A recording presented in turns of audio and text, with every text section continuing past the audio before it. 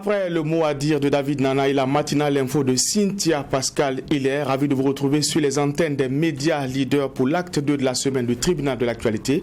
Vous le savez, c'est un rendez-vous pour juger les faits majeurs de l'actualité d'ici et d'ailleurs. Un rendez-vous que vous pouvez d'ailleurs suivre sur nos plateformes Facebook et YouTube. Je suis Adam Scalet Ouedraogo, président de ce tribunal. Mesdames, Messieurs, bonjour. Bonjour, Messieurs les juges. Bena Bougma, Geoffroy Vaha. Bonjour, président Ouedraogo. Bonjour, juge Vaha. Bonjour, Madame, Monsieur. Bonjour, juge Bougma. Bonjour, président. Bonjour, auditeurs et téléspectateurs. La charte de la transition a été signée ce 1er mars par le lieutenant-colonel Damiba après plusieurs heures de travaux des forces vives. Et cette charte stipule que la transition va durer 3 ans. Le Premier ministre civil sera à la tête d'un gouvernement de 25 membres. L'organe parlementaire de la transition, lui, sera composé de 71 députés. Cette charte est-elle en phase avec les propositions de la commission technique d'élaboration de l'agenda de la transition? Comment cette charte sera accueillie par la communauté internationale et les partenaires du Burkina Faso? C'est le sujet enrôlé pour la présente convocation. Et à la barre ce matin, Abdoulaye Bari, c'est un nom et un visage bien connu des téléspectateurs et auditeurs des médias leaders True TV et Watt FM. Bonjour et bienvenue. Bonjour. Je rappelle que vous êtes analyste politique, spécialiste des questions internationales. Vous êtes également membre de la commission technique d'élaboration de l'agenda de la transition. Avant l'audition, nous allons écouter les avant-propos des juges. Ça sera après cette virgule.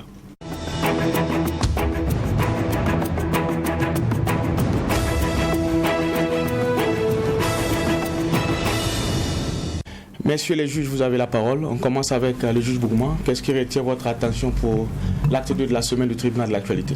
Ok, merci. Ce qui retient notre attention, c'est la crise Russie-Ukraine, avec ce qui s'en est suivi comme réaction et sanctions de par le monde. L'humanité comprendra, il y en a qui avaient compris, et les Africains avec, que ce qui se passe, c'est beaucoup plus une question de rapport de force et que le seul argument qui vaille dans le concert des nations semble être la capacité de nuisance ou la capacité de dissuasion entre les deux. Voyez-vous, les États-Unis ont envahi l'Irak. Les États-Unis n'ont pas été sanctionnés, n'ont pas été suspendus des compétitions sportives. La France et les mêmes États-Unis ont frappé la Libye. Jusqu'à présent, nous en souffrons. Les deux pays n'ont pas été sanctionnés par les organisations sportives. Je ne parle pas de la FIFA. Et aujourd'hui, c'est la Russie qui tape l'Ukraine et puis tac, les suspensions. L'équipe russe est suspendue. Même ces clubs qui n'ont rien à voir dans cette affaire, qui jouent leur ballon, qui ne s'intéressent pas à comment est-ce que Poutine s'est réveillé ce matin. Il y a des gens dans des pays qui ne s'intéressent même pas à l'actualité politique. Un matin, vous vous levez parce que votre président s'est mal comporté, ça se déteint sur vous. On pourrait comprendre si dans l'histoire on en avait eu, dans l'histoire récente je veux dire, on n'en a pas eu. Mais d'où vient ce comportement de la FIFA qui s'est toujours dit qu'elle se démarque des questions politiques? Moi je ne comprends pas. Mais je dis bien, c'est une très belle leçon pour les Africains. Je vois l'Union africaine qui est en train de gémir, qui émet des jérémiades par rapport aux Africains qui sont traumatisés en Ukraine, empêchés de sortir, qui rappellent les dispositions par rapport au droit à pouvoir d'être dans un pays, de franchir et d'aller revenir des frontières. Oui, c'est vrai, mais la même Union africaine n'a pas bandé les muscles. Quand la Libye était injustement tapée, les émissaires d'ailleurs de l'Union africaine ont été soumis par la France de bouger pour ne pas que les premières frappes les touchent là-bas. Et c'est à la vitesse supérieure que ces missions ont détalé. Après, ils ont décollé que les frappes ont commencé.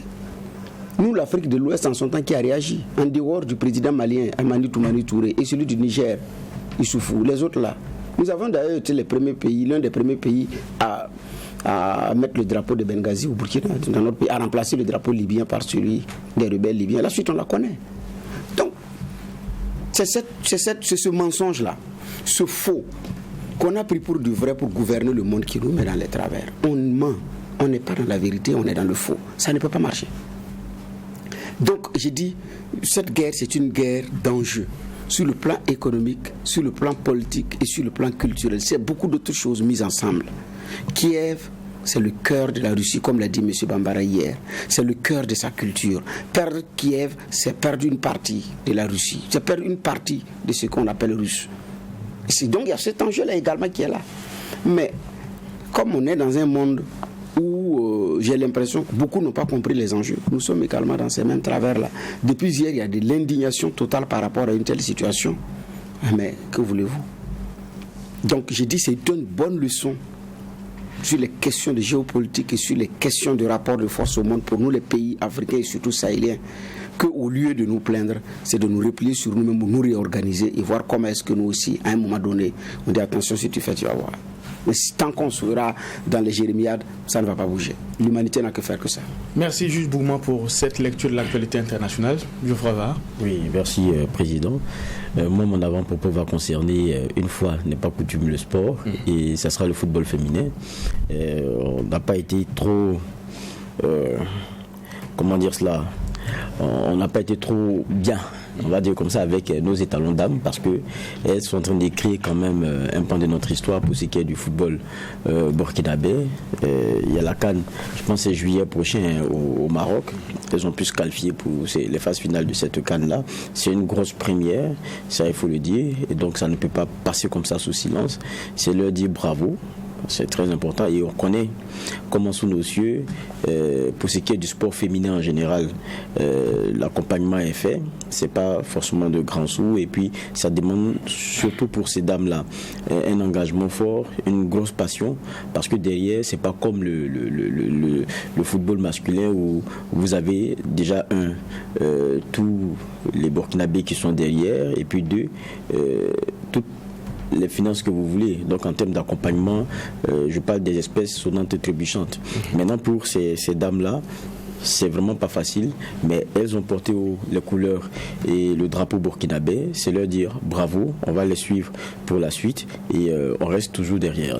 Merci, monsieur le juge, pour ces avant-propos. Nous allons également dire merci à l'équipe de réalisation de cette émission, le tribunal de l'actualité, qui nous permet d'être ensemble du lundi au vendredi sur le coup de 8 heures. Abdoulaye Bari, membre de la commission technique d'élaboration de l'agenda de la transition, est notre convoqué du jour une fois de plus. Bonjour et bienvenue. Bonjour, mesdames, messieurs, bonjour. Alors, je l'ai dit, vous avez en tout cas balisé le terrain pour le travail qui a été fait hier par les forces vives de la nation. Avant de revenir sur, en tout cas, les conclusions de ces travaux, là déjà, comment vous avez été coopté dans cette commission-là? C'est vrai que la composition a un peu surpris plus d'un. Comment vous avez été coopté? D'abord, je ne vais pas rectifier, mais préciser une partie de vos propos. Je ne suis pas membre de la commission parce que la commission n'existe plus. Le décret donc portant création de la commission dit que la commission a 2 semaines pour rendre son rapport. Donc on va dire que depuis mercredi dernier, la commission n'existe plus. En ces lieux, nul ne m'a mandaté donc pour parler en son nom. Je ne parlerai pas au nom de la commission qui n'existe pas et qui ne m'a jamais mandaté de parler en son nom. Ceci dit, pour revenir à votre question, comment j'ai été coopté? Le mot est très fort. J'ai pas été coopté. Le mot est très fort. J'ai pas été coopté. Effectivement, vous me dites que vous êtes surpris. Enfin, pourquoi? Dans l'opinion publique. Oui, pourquoi? Voilà. Je veux comprendre. Voilà, quand on regarde déjà la composition, beaucoup estimaient que l'agente féminine n'était pas assez représentée. C'est leur droit, c'est des analyses. Voilà. Mais le rapport avec moi, pourquoi vous êtes surpris? Non, pas moi, je parle de certains de l'opinion publique. Mais est-ce que vous savez pourquoi, non? Non. D'accord. Non, enfin, pour revenir au débat, moi, j'étais assis chez moi, j'ai reçu un message WhatsApp, un officier subalterne qui m'a écrit un message pour me dire qu'il souhaiterait donc que je participe aux travaux de réflexion sur donc la mise en route de la transition. À mon avis, je n'ai pas pensé que ça allait prendre cette forme, bien évidemment. J'ai dit effectivement, s'il s'agit d'apporter donc par des idées, d'accompagner le pays pour se remettre un peu sur les pieds, on va dire, à ce tournant grave de son histoire, en tant que citoyen, je marque ma disponibilité. Ceci dit, lorsque je donnais mon OK, je n'avais jamais un seul instant pensé que derrière il y avait tout un décret, on allait faire un truc formel ainsi, mais loin de moi l'idée de dire que je regrette. Non, je ne regrette pas. Je pense très sincèrement que je remercie toutes celles et ceux qui ont pensé que de notre petite expérience qu'on pouvait apporter quelque chose. Je remercie donc toutes celles et ceux qui ont pensé à cela, et je dis très franchement, je me sens honoré d'avoir participé à écrire un pan de l'histoire du Burkina. Et ce qui est important à cette phase-là, c'est que nous avons été travaillés en âme et conscience, sans influence aucune, parce qu'il ne saurait y avoir d'influence. Personnellement, s'il y avait eu d'influence, peut-être on n'en serait pas là. Je vais être très précis. Beaucoup peuvent penser que c'est le MPSR qui nous a cooptés, comme vous le dites. Non, il n'y a aucune collision, nulle part, sur le cheminement. D'accord. Alors, vous l'avez dit, votre mission a pris fin après la remise officielle du rapport au président du Faso. Alors, aujourd'hui, quand on regarde un peu dans le rétroviseur, l'ambiance de travail au sein de la commission, comment ça s'est passé? Vous l'avez dit, il n'y a pas eu de pression, mais entre membres de la commission, comment ça s'est passé? Est-ce qu'il y a eu des points d'achoppement? Bon, là, vous me demandez de violer les règlements intérieurs. Mais bon, parce que les règlements intérieurs stipulent qu'on n'avait pas le droit de communiquer sur ce qui est normal pour garder la réserve. La commission n'existe plus, donc... Elle n'existe, oui, c'est vrai. Mais je vais dire très honnêtement, il n'y a pas eu de complaisance dans le travail de la commission. Effectivement, je ne vais pas dire par là que le travail qui a été produit par la commission est un travail donc parfait. Non, c'est un travail humain, c'est une œuvre donc humaine qui a ses limites. Nous n'avons pas personnellement la prétention d'avoir produit un document infaillible. Mais par contre, ce dont je suis sûr, nous avons travaillé en âme et conscience et nous avons pris en compte comme élément de référence morale les aspirations du peuple burkinabé. D'accord. Messieurs les juges, question de généralité. Question de généralité, mais les conditions, comment est-ce que, de façon pratique, vous vous retrouvez à quelle heure pour partir à quelle heure? Comment est-ce que le niveau d'échange était? Comment ce Parlement c'est houleux, c'est tendu? Quelle est l'ambiance de façon générale? On s'est retrouvés autour de 8 heures pour finir, comme on l'a défini, à Olala. Voilà, il n'y avait pas d'heure indiquée. Il y avait une pression immense au regard des enjeux de l'heure, au regard du timing et de la nécessité donc de produire un document qui puisse permettre au pays, qui fait face à une urgence sécuritaire sans précédent, d'avoir un habillage juridique pour mettre en place les organes donc de la transition afin de commencer à s'attaquer à l'essentiel. L'essentiel étant, à mon avis, la sécurité au Burkina Faso. Maintenant, vous dites que si le débat était houleux, évidemment, les débats, c'est normal qu'ils soient houleux parce que vous avez, en tout cas, pour la plupart des gens qui sont donc dans la réflexion intellectuelle, on va dire, dans la production d'idées, vous avez, on va dire, un cocktail où on peut retrouver donc des professeurs d'université, des constitutionnalistes, des avocats, des journalistes, des juges. On a, on va dire, on représente un peu la société, c'est évident, chacun venant avec sa vision du monde, sa culture, ce qu'il pense être juste en fonction de son environnement, en fonction des principes et des convictions qu'il a l'habitude de défendre. Il est évident qu'il n'y a pas eu forcément d'unanimité. Les débats ont été des débats francs, des débats sans langue de bois, et j'ai pu vous avouer personnellement, en toute humilité, j'ai beaucoup appris de cette commission au regard de la richesse des idées des uns et des autres. Juge Va. Oui, moi j'aurais une question sur ce que certains ont défini comme étant des principes les concernant. On a entendu par exemple Prosper Farama dire que la commission l'avait appelé et que lui, par principe, parce que c'est le régime qu'il y a aujourd'hui, ceux qui sont installés, c'est après un coup d'État. Donc lui, par principe, il ne sait pas ce qu'il pourrait apporter à des personnes qui ont décidé de prendre les armes pour renverser un président élu. Vous, on vous connaît très critique pour avoir écumé aussi les plateaux et tout, et partager ce que vous avez comme opinion sur un certain nombre de sujets. Qu'est-ce que vous dites de cela? Parce qu'il y en a qui ont mis le débat dans le principe. c'est vrai, vous avez parfaitement raison.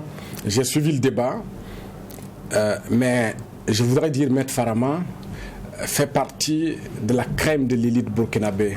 C'est un homme de valeur. C'est un homme que je respecte, que j'admire pour son combat, pour sa constance, pour sa droiture.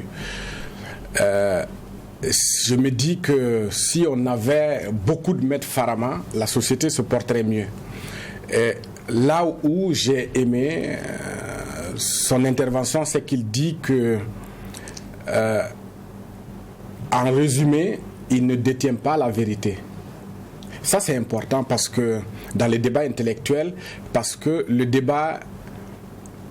dans le débat intellectuel, prétendre qu'on a la vérité, c'est passer à côté. Donc j'ai aimé cette humilité intellectuelle parce que la vérité, elle est transsubjective, elle est au-dessus de nos subjectivités. Donc prétendre qu'on a la vérité, c'est se tromper lamentablement. Donc j'ai aimé, on va dire, cette humilité, cette franchise. Mais voilà ce que nous avons fait comme procédure, la commission, je veux dire. On nous a nommés pour travailler pour le peuple, pour le pays. Nous sommes 15.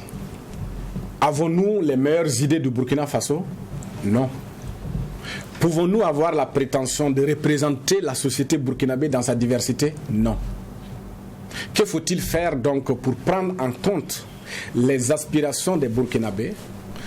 Que faut-il faire, à mon avis, pour produire un travail qui est, on va dire, un minimum de base scientifique et raisonnable? Parce qu'il ne s'agit pas de passion. Si vous mettez Abdoulaye Bari sur le plateau, peut-être il parlera avec passion conformément à ses convictions. Mais si vous l'appelez pour aller travailler au nom du peuple et pour le peuple, ça ne doit pas être la même démarche. Qu'est-ce que la commission a fait comme travail? Elle a jugé nécessaire, conformément donc au décret du colonel Damiba, de faire appel à l'ensemble des forces vives de la nation pour recueillir leurs préoccupations. C'est ce qui a été fait. Donc nous avons estimé que, au-delà des entités reconnues, c'est-à-dire des forces vives de la nation, il y a des gens dans ce pays qui sont quand même des leaders d'opinion, qui représentent des couches importantes du Burkina Faso sans forcément être des entités, qui sont donc des gens qui construisent l'opinion, des gens qui participent à la construction de l'opinion, des gens qui sont, on va dire, des sortes de laboratoires d'idées. Il est important d'appeler ces gens-là pour les écouter. Et c'est dans cette droite ligne que Maître Farama a été invité à venir donner à la commission, pas au MPSR, à la commission, ces idées que nous savons être donc des idées brillantes pour la construction d'un Burkina nouveau, de permettre au Burkina de se relever. Et c'est à ce titre que vous, tribunal de l'actualité, qui faites bien votre boulot parce que vous participez à la formation d'une opinion publique crédible, et la RTB, tous les autres médias, tous ceux qui nous avons estimé, nous n'avons pas appelé tout le monde évidemment, mais tous ceux que nous avons pensé être des gens qui travaillent sur la construction d'une opinion ont été appelés pour venir donner leurs idées afin que l'ensemble de ces idées-là mises ensemble participent à produire un travail de qualité qui reflète donc, on va dire, un minimum de l'aspiration des Burkinabés. Et effectivement, la diaspora, nous avons mis en place une plateforme où on a recueilli des milliers et des milliers de propositions. C'est à ce titre que Maître Farama a été invité. Et je ne pense pas que l'on puisse faire un mauvais procès à la commission d'avoir eu l'idée d'inviter Maître Farama parce que sur la scène, c'est un homme qui compte, c'est un homme de valeur. Évidemment, par principe, il n'est pas venu. Mais oui, ce sont ces principes. Mais cela, loin de moi, ne nous fait pas auteurs ou complices de coup d'État.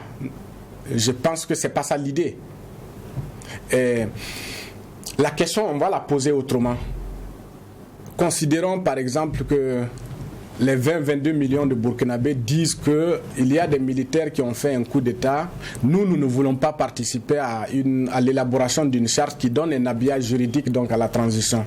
Donc on valide ad vitam aeternam un état d'exception dans un pays où les aspirations du peuple, quand même la constitution, c'est l'implication du peuple dans la gouvernance. Ça me pose un problème à ce niveau. Et la commission n'est pas venue avant le coup d'État. Elle n'a pas été mise en place le 23 1983. Elle a été mise en place plus tard. Et je ne pense pas que dans la commission, il y ait quelqu'un qui a applaudi pour le coup d'État. Je n'ai pas vu qui a applaudi pour le coup d'État. Nous ne sommes pas acteurs de ce qui est arrivé.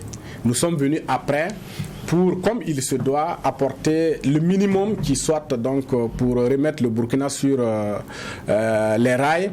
Et notre travail intervient après la Cour constitutionnelle qui a constaté. Élément important à signaler, celui qui devrait donc assumer la continuité de l'État conformément à la Constitution est parti prêter allégeance. Vous voulez quoi? Donc, il n'y avait pas de voie de dévolution du pouvoir en place, puisque celui qui devrait donc réclamer le pouvoir, on va dire, qui était le dauphin, est lui-même parti prêter allégeance au MPSR. Que voulez-vous qu'on fasse? Mais il y a le principe qui demeure. J'ai dit, quand on écoute Prosper Farama, il dit de façon très claire, moi je ne peux pas apporter une quelconque contribution à un ordre ou un système que je n'accepte pas. Je veux dire que ça, c'est son point de vue. Ça veut dire que dans le principe, quand on regarde, ça veut dire que vous-même, depuis que vous ayez été appelé, depuis le départ, vous auriez pu peut-être vous aligner sur ce genre de point de vue. Pourquoi vous y allez? Pourquoi? Oui, je respecte donc le point de vue de Maître Farama. Et je reprends ma question. Imaginez-vous que les 20 millions, 22 millions de Burkinabés disent que les militaires ont fait leur coup d'État. Nous, on n'a rien à voir. C'est-à-dire qu'on va acter le principe d'un état d'exception ad vitam aeternam. Je ne pense pas que ce soit l'aspiration du peuple burkinabé. On est au Burkina, l'histoire est encore fraîche. Sur les réseaux sociaux, dans les médias. Sur les réseaux sociaux d'abord, pendant des mois, des gens ont réclamé un putsch dans ce pays publiquement sur les réseaux sociaux. On a vu les internautes.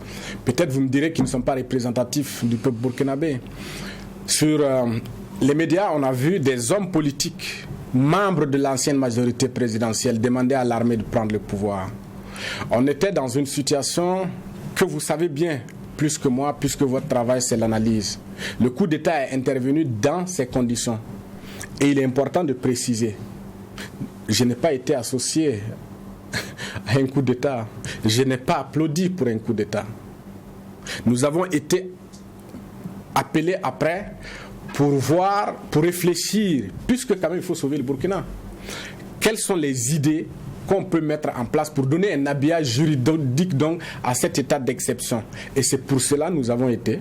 Et quand nous avons été, nous n'avons pas dit que nous avons les meilleures idées du Burkina. Nous avons dit, ok, il est important d'appeler le peuple, l'ensemble des composants des forces vives de la nation, pour recueillir leurs propositions, qu'est-ce qu'elles pensent. Donc être bien pour le peuple burkinabé à ce tournant décisif, c'est ce que nous avons fait. Et je ne pense pas qu'il y ait compromission quelque part.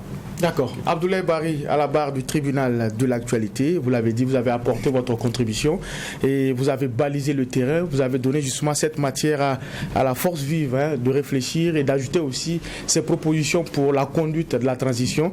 Je le disais, la transition, la charte a été signée très tôt ce matin ou très tard hier nuit, c'est selon. Alors on retient que la transition va durer 3 ans.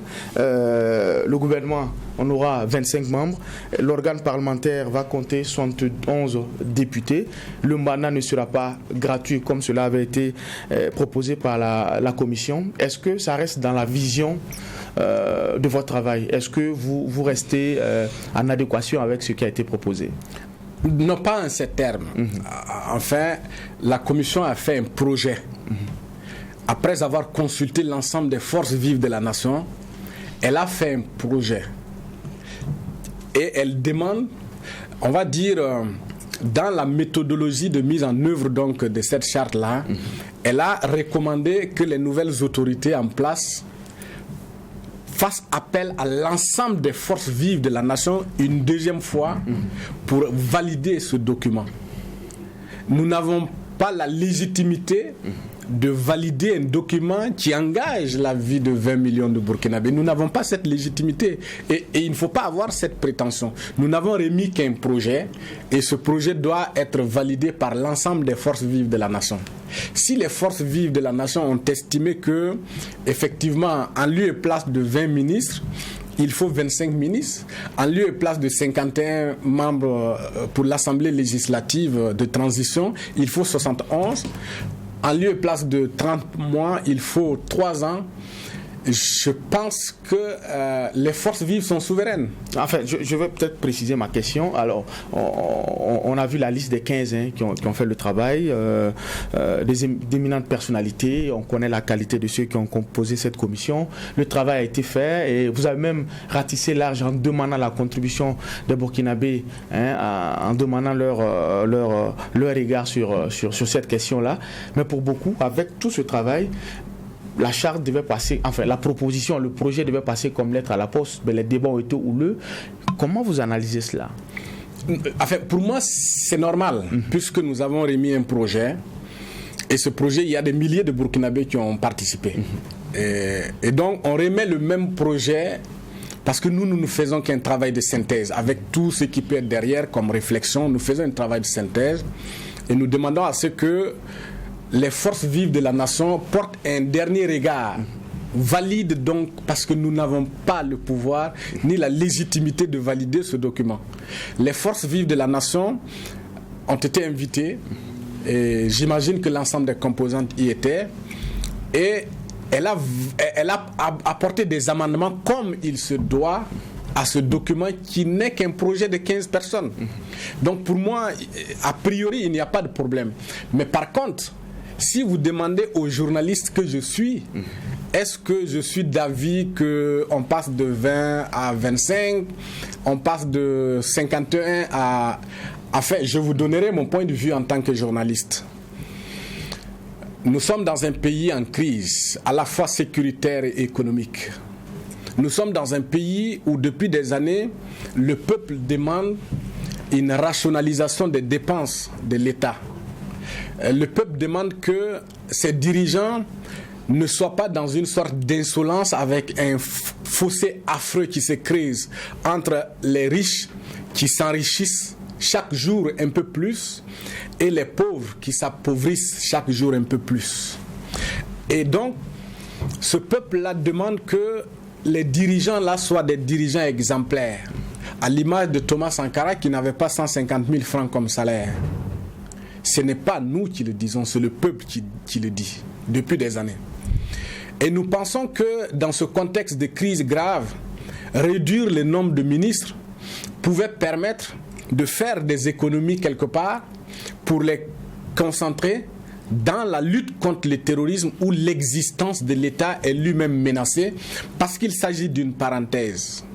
On peut se passer d'un certain nombre de départements pour consacrer l'ensemble de ces ressources-là à la lutte contre le terrorisme, étant entendu que le Burkina est un pays, on va dire, une économie assez limitée, il n'y a pas trop de ressources. Donc, je vous dirais que ça me fait mal que ceux qui prétendent défendre le peuple demandent à ce qu'on augmente le nombre de portefeuilles ministériels. Ça me pose un problème, voire même un problème d'éthique. Ça veut dire que dans la lutte, beaucoup sont peut-être pour leurs propres intérêts, pas pour le peuple. On nous a accusés d'avoir donc proposé 61 membres de l'Assemblée législative de transition, que ce n'est pas réaliste. Ce n'est pas normal qu'on dise que ceux qui prétendent représenter le peuple souverain travaillent gratuitement. En tant que journaliste, en tant que citoyen, je suis, on va dire, c'est la désillusion pour moi qui pensais que lorsque nous défendons un certain nombre de convictions, nous devons donner l'exemple nous-mêmes.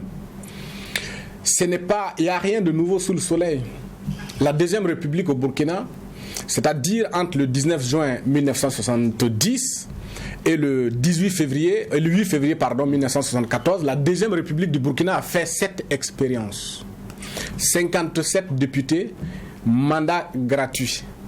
je ne pense pas que la démocratie burkinabé se porte mieux aujourd'hui qu'à l'époque, puisque la Deuxième République a été la marche par laquelle qui nous a conduit vers, on va dire, un second tour, l'unique second tour dans l'histoire politique du Burkina en 1978. La démocratie actuelle ne se porte pas mieux qu'à cette époque. Donc, ça me renvoie donc, on va dire, à une sorte de désillusion où l'on veut prétendre défendre les aspirations du peuple burkinabé en tant qu'homme politique, en tant qu'acteur de la société civile, et on se dit qu'on ne peut pas consentir les sacrifices nécessaires. En vérité, la conclusion qu'on peut en tirer, les gens veulent le changement, enfin certains veulent le changement, mais ils ne sont pas prêts à consentir les sacrifices nécessaires pour le changement. C'est-à-dire que les sacrifices qu'ils exigent ne sont valables que lorsque c'est appliqué aux autres, et que eux finalement ils ne sont pas capables d'accepter de consentir ces sacrifices au nom de l'intérêt supérieur de la nation. Ça me pose un problème de cohérence dans la lutte et dans l'engagement politique. D'accord. Juge Bouma. Oui, effectivement, vous aviez pour l'histoire 57, aujourd'hui vous avez proposé 51. Quand on tient compte également de l'augmentation du nombre de la population burkinabé, c'est-à-dire que vous avez même proposé moins que quand on avait une population moins que ça. Pour les questions de gratuité, là aussi, je vous dire que vous êtes désillusionné. Moi, j'en souris parce que apparemment, vous avez accordé un blanc-seing à notre classe politique et à certaines organisations de la société civile. J'ai cité certains la dernière fois qui s'en sont plaints à des camarades. Ils disent que c'est pas amical de citer. Alors qu'eux, ils pointent du doigt des indélicatesses des autres. Ces messieurs et ces dames-là ont un autre agenda. Et ça se perçoit dans la façon de faire. Certains subitement, après le coup d'État, sont devenus des acteurs de l'humanitaire de façon immédiate et ont commencé à distribuer des vivres. Et la question principale, mais d'où viennent ces ressources que monsieur ou madame ou mademoiselle a pu trouver en un temps record et puis ils deviennent dans l'humanitaire? C'est un marketing social pour renforcer l'assise politique. Donc c'est un marketing social, mais en réalité c'est un marketing politique. Il faut appeler les choses par leur nom. Maintenant c'est déguisé en marketing social dans l'humanitaire et tout et tout. Donc que ces messieurs se retrouvent dans une salle et vous dites qu'ils n'ont qu'à travailler gratuit alors qu'ils ont vu leur repositionnement, c'est comme ça qu'ils ont calculé. C'est vous qui n'avez pas été réaliste au départ avec vous-même. Et peut-être la lecture de la situation et des acteurs vous a trompé. Parce que quand j'ai vu 51 et j'ai vu mandat gratuit, dans les discussions que nous avions eues hier, même hier, pour ne pas trahir le délibéré en conférence de rédaction, le sujet est revenu. Moi j'ai dit ça va m'étonner que les gens, les uns et les autres, acceptent un mandat gratuit. Et compter exclusivement sur les indemnités, les frais de session qui ne sont même pas encore fixés. Pour ceux qui veulent aller siéger, mais qui ne comptent que sur ça pour vivre. On l'a vu en 2015. Il y a beaucoup qui viennent et qui ne veulent compter que sur ça. Parce que se disent, ceux qui peuvent s'en passer, c'est qu'ils sont arrivés, ils ont eu de l'argent, ils sont nantis, donc il n'est pas question. Alors qu'eux, ils veulent en faire. C'est ça aussi l'autre problème du Burkinabé. On veut faire de la politique notre premier endroit de gagne-pain. Est-ce que, moi, la question que je me pose, est-ce que ce n'est pas vous qui n'avez pas été réaliste? Enfin, on peut se tromper de bonne foi. Tout à fait. Mais nous estimons personnellement que lorsque je regarde dans la rue, les gens qui lèvent le poignet chaque jour pour demander un changement, pour demander que... C'est-à-dire que apporter un regard très critique sur la gouvernance, la façon dont les affaires de l'État sont conduites, et qu'il est indispensable qu'il y ait un changement. Et ces gens-là prônent pour la plupart un changement qui repose sur un certain nombre de vertus, des valeurs éthiques et morales. Je ne pense pas que c'est nous qui avons commis un crime. de demander que le Burkina Faso aujourd'hui, qui traverse une crise multidimensionnelle, qui pour s'en sortir a des besoins d'engager des chantiers sécuritaires et des chantiers économiques. Parce que, voyez-vous, la crise sécuritaire exige des moyens financiers énormes. Parce que l'un des axes majeurs aussi de l'agenda, c'est le retour quand même de, pas 1,5 million, on est pratiquement à 2 millions de déplacés internes. Comment faire retourner ces Burkinabés qui sont en errance dans leur propre pays? C'est-à-dire que abandonnés à leur sort.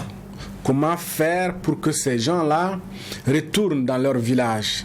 Comment mettre en place un plan de soutien à leur réinstallation? Comment soutenir la lutte contre le terrorisme si nous ne sommes pas capables nous-mêmes d'apporter notre contribution? C'est-à-dire que de dire nous ne sommes pas dans les zones en insécurité, nous sommes à Ouagadougou, que nous, en termes de contribution, nous pouvons nous rendre à l'Assemblée nationale, étant donné qu'il ne s'agit pas de 365 jours de travail, d'aller voter des lois pour accompagner donc le Burkina à sortir de cette crise-là. Si on n'est pas capable de le faire, c'est pas la commission qui a failli. Au fait, on est en face d'un bluff militant où les gens se disent qu'on veut le changement. Mais en réalité, ce n'est pas le changement qu'ils veulent. Au fait, ils dénoncent, on va dire, la boulimie de ceux qui sont en face, c'est-à-dire ceux qui gouvernent la classe dirigeante, parce qu'ils ne sont pas au pouvoir. Est-ce qu'en fait, ils ne revendiquent pas leur part? Mais je pense qu'en tant que militant, on doit revendiquer des convictions. C'est là vous parlez des militants, alors que là, j'ai l'impression qu'on n'a pas affaire à des militants. Non, quand je dis militants, je veux dire de façon plus large. Non, moi, je vous comprends. Je veux dire de façon plus large, des gens qui défendent des convictions sont des militants. Et quand on est militant, quand on défend une cause, je ne pense pas qu'il faut un poste forcément pour pouvoir. Mais si l'objectif, à mon avis, essentiel, c'est de partager les postes, c'est de partager le gâteau, je pense qu'il y a une trahison du peuple qui ne dit pas son nom. Alors, une deuxième question également liée à cela, mais pour le membre du gouvernement, il n'a pas été expressément dit gratuit. Oui, évidemment. Quand vous prenez l'Assemblée législative de transition, les représentants du peuple ne vont pas travailler 365 jours de l'année. Oui. C'est vrai qu'en 2014, les gens se sont octroyés des indemnités tous les jours de l'année. Ils se sont octroyés des salaires pendant 12 mois, voire un peu plus.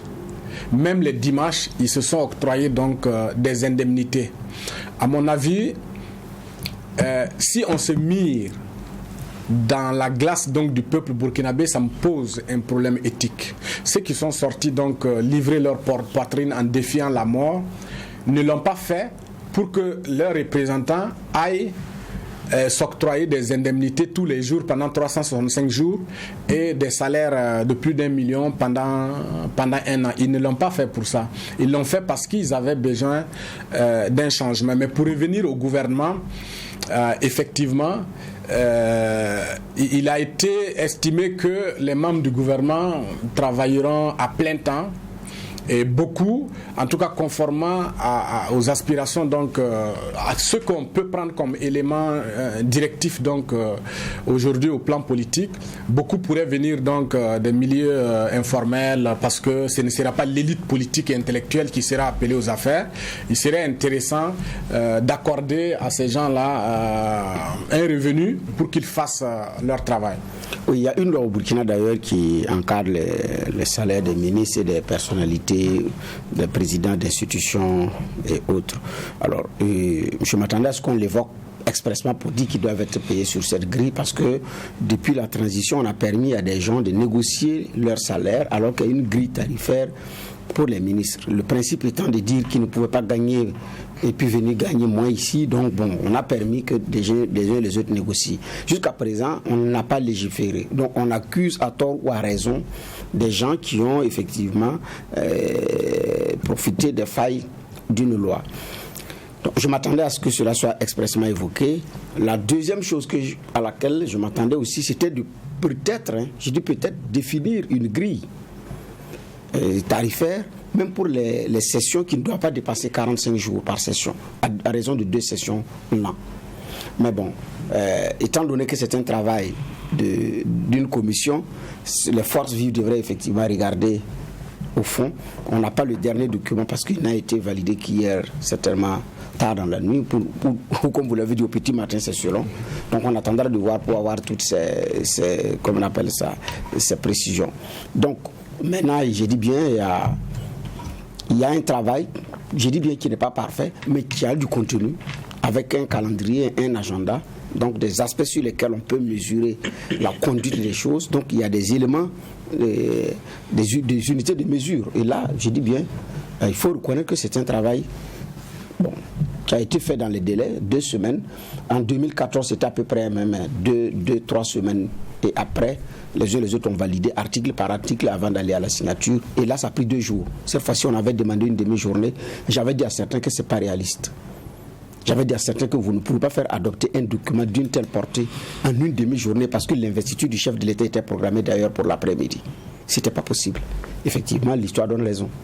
En 2015, ils ont pris 2 jours pour valider article par article la charte, avec également les faiblesses et les forces qu'on connaît. Mais là, ce n'est pas... C'était un commentaire que je faisais, mais ce n'est pas la charge de ceux qui ont travaillé. D'accord. Oui, mais si vous permettez, sur le salaire, enfin, d'abord, la précision, c'est que dans une charte qui est quand même, on va dire, qui complète la Constitution, on ne peut pas tout mettre. Et sur le salaire des ministres, il y a un décret qui fixe donc les salaires des ministres. Exact. Le salaire des ministres n'est pas dans la Constitution. Donc, le décret existe déjà. Vous pouvez l'annexer? Non, le décret existe. Et si vous regardez, vous lisez bien l'agenda, les mesures par lesquelles il faut passer pour la refondation de l'État, il existe bien évidemment des pistes qui guident vers donc la rationalisation et notamment l'harmonisation des salaires et tout. Il suffit donc pour le chef de l'État de réviser ce décret-là. À mon avis, ça ne pose aucun problème. D'accord. Juge Var. Commentaire d'abord avant de poser ma question. Moi, c'est sur la question des salaires. Moi, je ne sais pas pourquoi est-ce qu'une commission qui travaille sur un projet de charte va prendre en compte les intérêts de certains qui veulent peut-être monnayer ou venir à une table exigeant un certain nombre de choses. C'est pas le rôle de proposer pour moi des éléments qui tiennent compte des intérêts des gens. Non, c'est qu'est-ce qui est bon pour le Burkina, qu'est-ce que le peuple veut. Ça, il ne faudrait pas qu'on sorte du sujet. Et ce n'est pas une question de manquer de réalisme que de dire que ceux qui veulent venir, il faut qu'ils fassent des sacrifices. Ceux qui veulent apporter pour le moment fort que le Burkina est en train de traverser, qu'ils fassent des sacrifices. Quand je regarde, c'est 45 jours 2 fois par an. Ils ont besoin d'être rémunérés. Moi, je dis, ce n'est pas manquer de réalisme. C'est même plutôt être réaliste que de le dire et tirer leçon de ce qu'on a vu il n'y a pas longtemps. On a eu une transition ici. Certains sont passés de rien à tout, juste parce qu'ils ont été dans un CNT. Je crois qu'il faut qu'on se dise la vérité. Est-ce que c'est ça qu'on veut revoir? C'est ça la question que je me pose. Maintenant, c'est vrai, ils ont fait leur travail, ils ont donné. Maintenant, ceux qui ont apporté leurs amendements l'ont fait peut-être maintenant selon leurs intérêts ou quoi que ce soit. On peut avoir cette lecture. Mais je dis, il ne faut pas faire le procès de la proposition qui ne tient pas compte d'une réalité qui soit, pour moi, les avatars de certains intérêts. Je ne suis pas d'accord avec. Et pour moi, c'est tellement logique que de dire ceux qui veulent venir apporter dans ce CNT, si c'est 45 jours 2 fois par an, s'ils ne peuvent pas faire le sacrifice de venir apporter cela sans demander une contrepartie, bon, qu'ils laissent tomber. Même quand on parlait de la composition notamment de ceux qui devaient travailler sur ce projet-là, vous vous rappeliez des commentaires qu'on a eu sur Facebook quand il y a eu l'article qui dit qu'il n'y aura pas de contrepartie en termes de rétribution. Ça a été très clair. Les gens ont entouré. C'est ce qui a été beaucoup partagé sur la toile. Il y en a même quelqu'un Haya, parce qu'ils pensaient que si tu es dans les 15 là, au moins tu vas avoir un peu d'argent. Non, c'est comme ça que les gens réfléchissent. Il faut qu'on arrête ça. Et je crois que ça, c'est important. Il faut qu'on arrête ça. Il ne faudrait pas qu'on on copie les erreurs du passé. Pour moi, c'est très important. Et je trouve qu'ils ont été dans leur rôle que de proposer cela. Maintenant que ça ait changé, ça, c'est selon des intérêts, mais ça, c'est une lecture maintenant à avoir par après. Donc, c'était le commentaire que je voulais faire. Je crois que ce qui était attendu aussi, c'est la question de la durée de la transition. Moi, je ne cache pas, nous, en tant que tribunal de l'actualité, on allait proposer ce qu'on nous a demandé de venir proposer un certain nombre d'éléments. Parce qu'on est, quoi qu'on dise aussi, on pèse. Pour être humble. Ah, bien sûr, bien sûr. Pour être humble. Sans doute, ouais. Voilà. Moi, je ne voyais pas une transition qui dépasserait 2 ans. Je ne voyais vraiment pas une transition qui dépasserait 2 ans. On connaît le contexte dans lequel on est. On connaît aussi les réalités qu'il y a autour de nous. 36 mois, en termes de proposition, ça par exemple, je trouve que c'est quand même long. Pourquoi? Mais nous, on n'a pas proposé 36. Vous aviez proposé 30. 30. Moi, c'est la même chose. Ça dépasse les 2 ans. 2 mois et demi, 2 mois et 3 demi. ans. Voilà, 2 ans et demi, 3 ans. C'est pratiquement pareil. Moi, je pensais qu'on ne pouvait pas excéder les. Je me disais 2 ans, c'est. Et 2 ans encore, c'est limite. C'est-à-dire 1 an, 6 mois. 2 ans. Parce que je dis aussi quelque chose. Il ne faut pas faire de la transition là, comment on appelle cela, une période messianique. Et de faire des individus qui sont à la tête du pays pendant cette période-là, des gens investis d'une mission, enfin, j'allais faire un pléonasme, mais qui auraient donc, comment dire cela, un agenda messianique. Le Messie, c'est celui qui vient régler tous vos problèmes. On n'est pas venu le 23, mais c'est le 24, ils ont dit, pour que la question de sécurité soit réglée le 25. Donc ça veut dire que c'est la loi de l'optimum. On n'atteindra pas tout ce qu'on veut dans la période. Donc ça veut dire qu'ils vont léguer un certain nombre de problèmes à ceux qui viendront après. Y compris ce sécuritaire, ce qui est d'ailleurs même la priorité. Je souhaite que dans 6 mois, on ait pacifié tout le pays. Mais il faut qu'on soit réaliste. Les terroristes là, ils passent les frontières, après ils reviennent. Donc c'est une lutte de tous les jours. On est dans une réalité. Donc pour moi c'est la loi de l'optimum. On veut inverser une certaine tendance. On veut atteindre un certain niveau de comment dire cela, de valeurs partagées, d'espoir donné aux Burkinabés et tout. Mais pas qu'on vienne tout résoudre. Donc pour moi, 2 ans c'était quand même bon. Maintenant vous avez excédé les 2 ans, j'ai pas compris. Ah oui, ou bien c'était vraiment la tendance. Bon, c'était la tendance qui était la plus partagée dans les propositions que vous aviez. Je veux comprendre. Enfin, il y a plusieurs éléments qui ont été pris en compte pour fixer cette durée. Je vous avais dit, c'était un travail assez scientifique, sans prétention aucune. D'abord, il y a la réalité du terrain. L'affaissement du Burkina sous le poids du terrorisme. Okay. La gravité de la situation. L'ampleur de la menace. Et ensuite, l'autre élément qu'il faut prendre en compte, c'est la communauté internationale, notamment la CEDEAO, conformément donc aux principes qui sont ceux donc de la CEDEAO, pour donner un timing raisonnable, comme l'auteur, c'est-à-dire le chef de l'État, lui-même a donner des directives dans le décret portant nomination de la commission. Il a dit effectivement ce sont des éléments qu'il faut prendre en compte pour le chronogramme, pour fixer le chronogramme donc, de la transition. Effectivement, les forces vives de la nation ont été reçues, chacun a donné son avis, les leaders d'opinion, ceux qui construisent l'opinion ont été donc reçus pour qu'ils donnent ce qu'ils pensent être raisonnable, à la fois sur l'agenda, le chronogramme, les valeurs à promouvoir. Et en termes d'agenda, nous avons dit que prioritairement il fallait la sécurité, c'est-à-dire travailler donc à libérer le pays. Ça c'est un élément important. Le deuxième élément, c'est comment travailler sur le plan humanitaire au retour donc des millions, désormais c'est pratiquement 2 millions de déplacés, permettre à ces gens-là de retourner dans leur zone. Mais ça ne suffit pas, il faut un plan de soutien parce qu'ils ont tout perdu. Au plan humanitaire, on a la famine qui pointe à l'horizon, et ces gens n'ont pas pu cultiver. Il faut véritablement un plan de soutien donc à la réinstallation de l'ensemble de ces populations pour qui je traduis toute ma compassion, parce qu'elles n'ont rien fait pour mériter ce sort. Et donc il faut un plan de soutien, ça c'est important. Ensuite, la réflexion aussi, c'est de se dire pourquoi chaque fois il y a une remise en cause donc de nos projets démocratiques. Donc il faut engager des véritables réformes pour refonder donc l'État. Ça c'est un autre élément. Et le dernier, en plus la réconciliation. Et le dernier élément étant donc la réconciliation nationale. Voilà l'agenda qui a été tracé.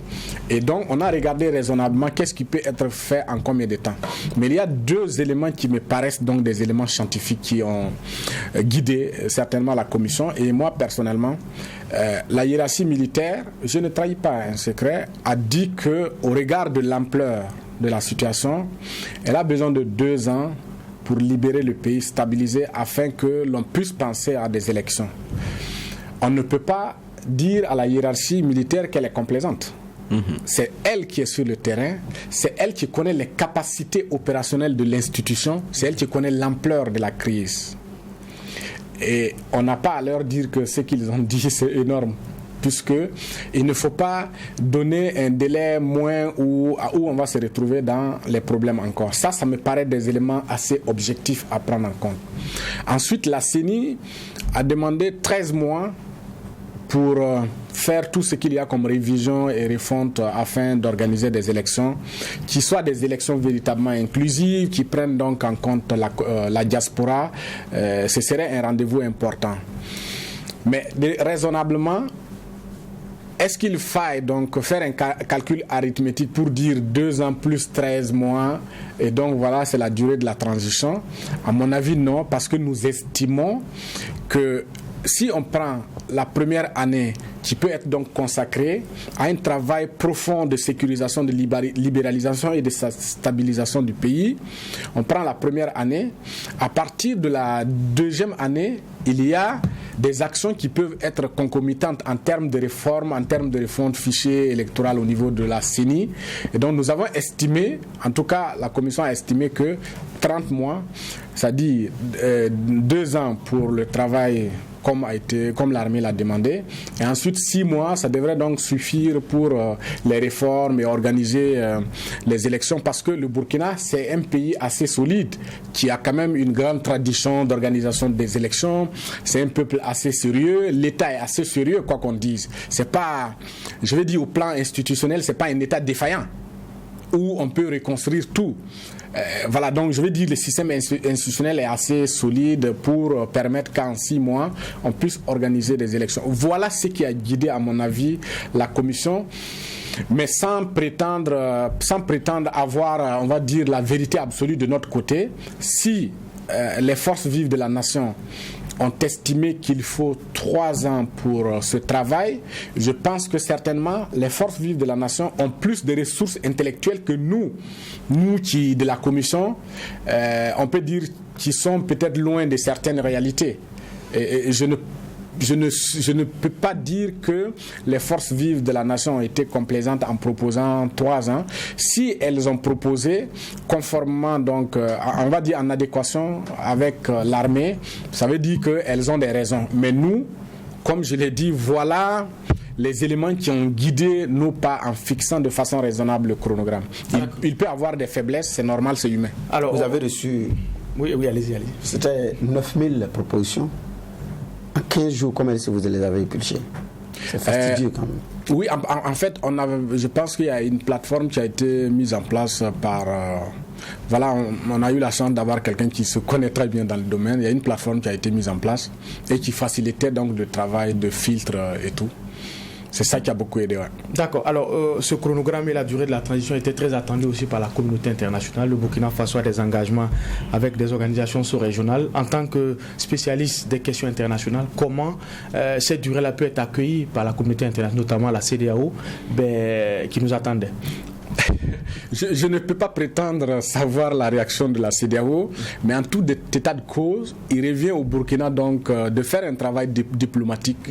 Même si on fixait 12 mois, il y a un travail diplomatique qui doit être fait pour rassurer la communauté internationale, pour rassurer les partenaires de la CEDEAO, dont on a besoin l'accompagnement pour sortir de la crise, parce que la crise, le Burkina, on peut dire que c'est désormais l'épicentre de la crise terroriste, mais c'est la dernière digue qui, si elle saute, l'ensemble des pays du Golfe de Guinée seront atteints.